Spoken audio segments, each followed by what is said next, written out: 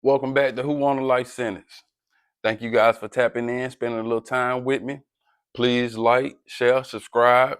Don't forget to leave a comment. I read them all. I respond to them all. I want to say to my subscribers, I really appreciate you guys tapping in and giving me feedback on the interview. I really appreciate it, guys. I feel like y'all feel, man. It's something that I'm gonna try. I'm gonna give a honest shot at it. I'm gonna see how it goes. But I really appreciate y'all for watching the video, liking it, and giving me the feedback. All right, so today, before I even start that, I want to say this. Um, so me being incarcerated at an early age, I didn't learn how to deal with emotions the correct way. Even though I was surrounded by men, by males, no one here, all of them were bad decision makers. You see what I'm saying? So um I want to say to the younger guys, man, when everybody has emotions, and the fact of the matter is, you guys may not have heard this before, but and I'm not trying to be mean when I say this, but we for the most part, most of us be born like we be bitch ass niggas. There's nothing wrong with that because as you growing, that's why you need a man or that's why you need a man around to tell you when you doing soft shit, stupid shit, unman like stuff. So guys, I want to say just in general, like when you going through something, man, you don't want to take your feelings and put them out there and put them like on the internet and things of that nature. I'm even guilty of it myself. It's not right and it's not manly of us, you know what I mean? So if you can just refrain from doing that, guys. It's just all about making better decisions. We all go through it, go through emotions. We all have them. But as a man, you have to understand that you're not, you don't have, you're not permitted to act off them emotions, especially in, certain kind of ways.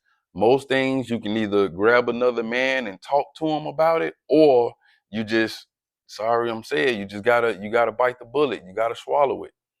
Um, Part of being a man is knowing you're gonna have to take some licks, man. It ain't nobody's fault and it ain't fair. It just is the way it is. If you're gonna be the head of the household, you're gonna have to take some licks. You're gonna have to be last all the time. You're gonna have to make a lot of sacrifices. And the reward you forget, the reward you get for doing all that stuff, all that manly stuff, is you get to be blamed for everything that goes wrong. You understand? But this is the price you pay when you're gonna have kids, you're gonna be the head of a family, the head of a household, anything like that. So guys, listen, even if me, man, if it's something that you want to reach out to me about and talk about, or something that you're going through, feel free, man. Hit me in the comments. I'll send you my personal number, or we can talk however. But I want to let you guys know, when you get upset, it's all right to have emotions, but don't go writing and typing on the internet. Don't go acting out. At best, just calm down and react to it at another time, like later in the day or maybe tomorrow. You know what I mean? So I ain't gonna go too far. Well, I ain't gonna go further into that. I went kind of deep.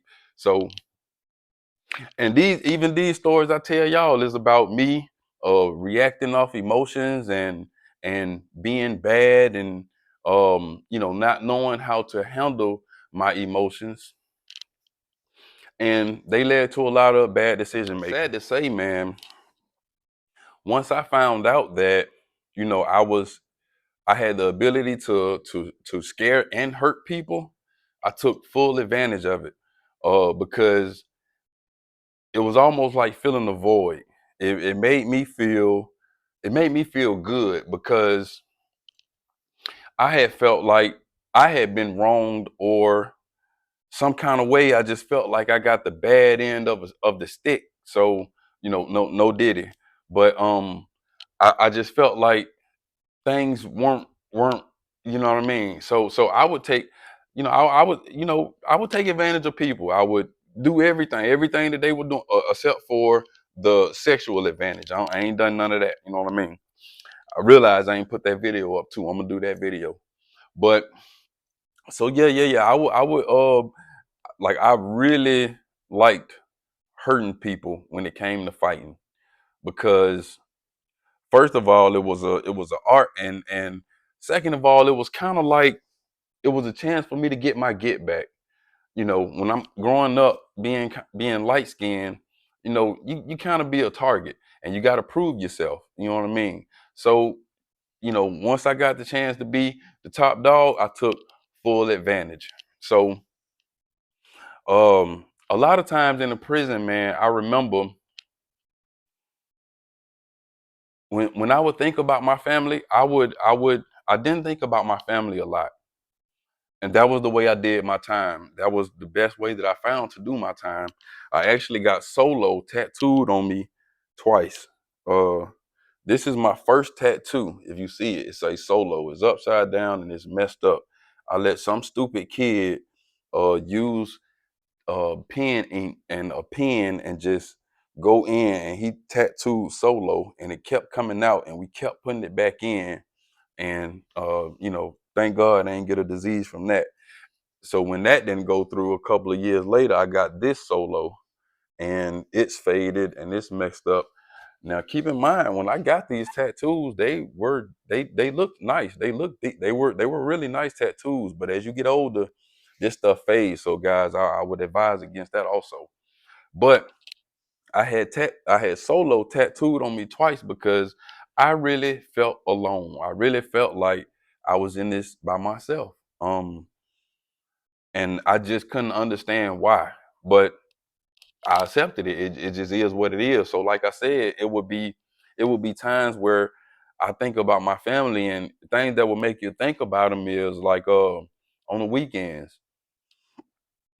On the weekends it's like real slow on the weekends because there's no movement. Ain't nobody going to school, ain't nobody going to medical, ain't no appointment. So everybody for the most part stay in they unit or they dormitory.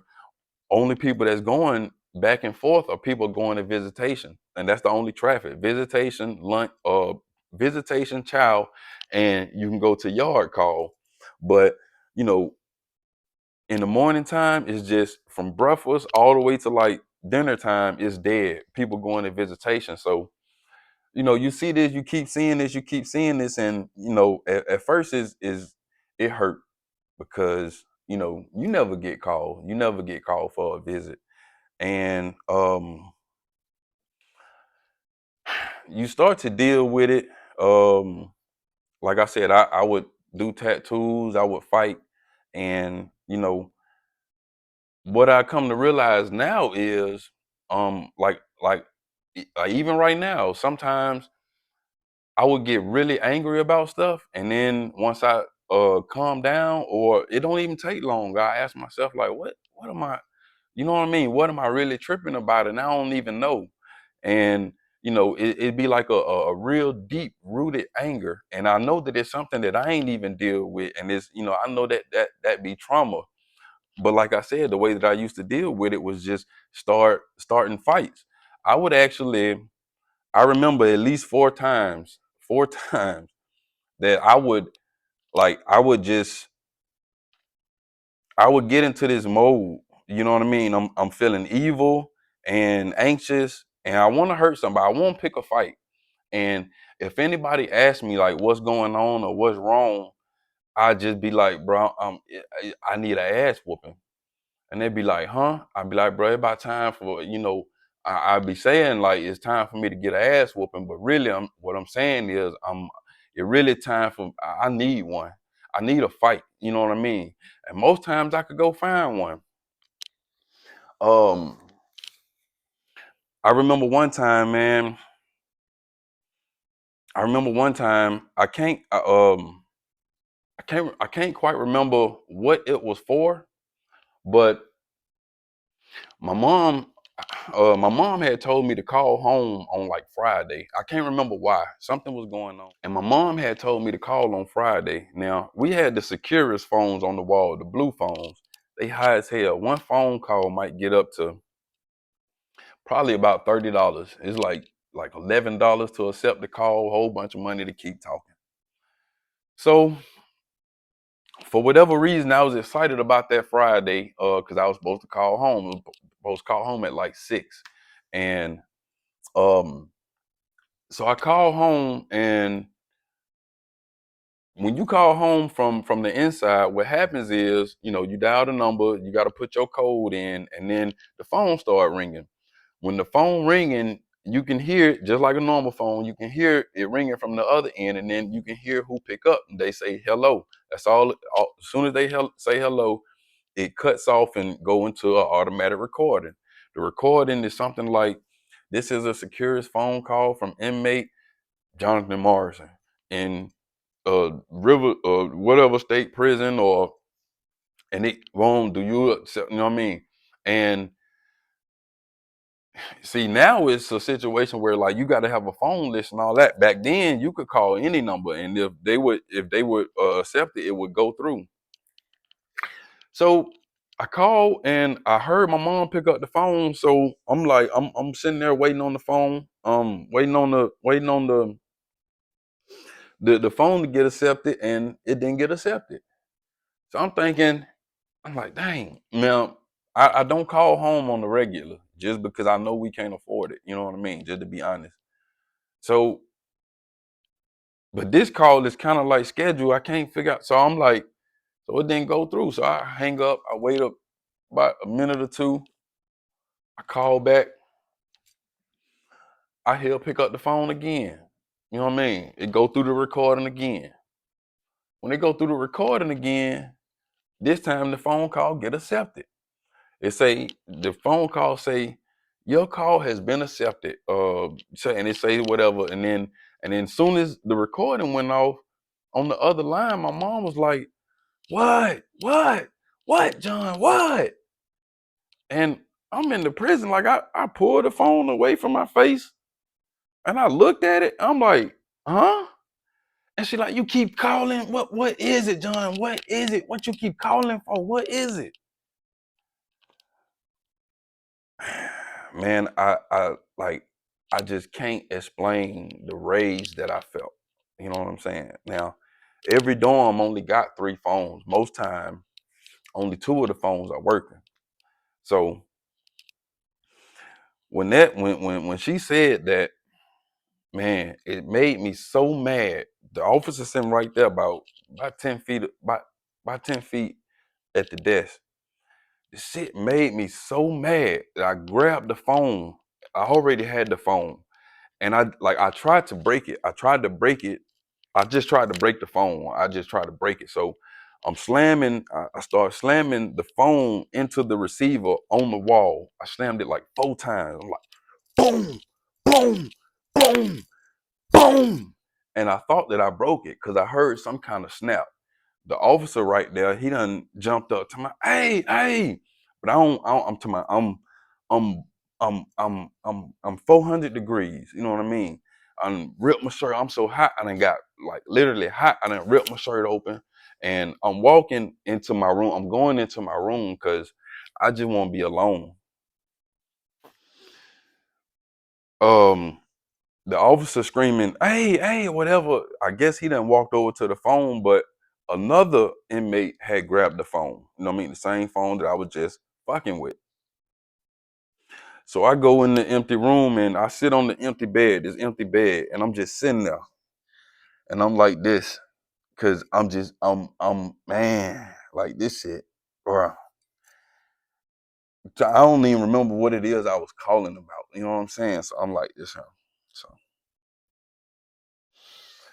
So the dude that come in that came and got the phone after I tried to break it, he come in the room, he say, bro, your people on the phone.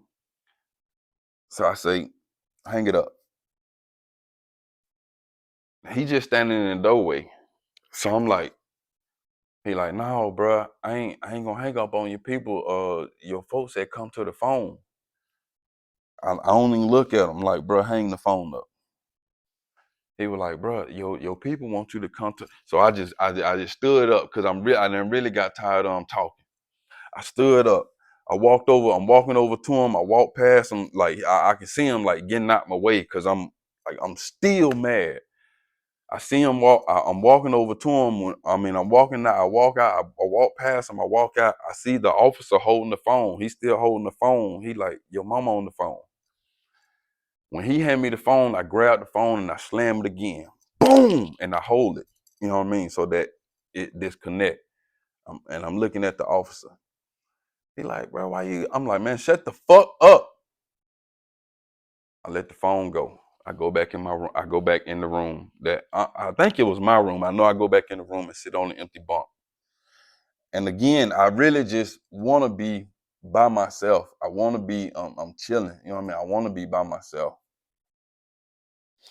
So, Adrian, this little dude named Adrian, man, he was real cool with Lawson. Lawson still my partner right now. Lawson is like 7 feet tall. He a giant, but and he like a linebacker, like a football player. But he just too peaceful. He just like the most peacefulest, humblest nigga in the world. But if he were like to ever get mad, it would be a real problem, right? So Lawson and both of them from Columbus. Lawson and Adrian had been playing in the hallway, you know what I mean, way down there. And I ain't like Adrian, but I don't know. I can't put my finger on why I really didn't like him. It would be like um he would kind of get loud and act like he was kind of tough, but I know he would be bluffing. You know what I mean? That shit used to aggravate me, but I ain't really have no reason to get at him, right? So I hear Adrian and Lawson in the hallway playing. You know, they playing. And it's like man, listening to Adrian's voice, because he just play like a kid. Listening to Adrian's voice, it's pissing me the fuck off. You know what I'm saying?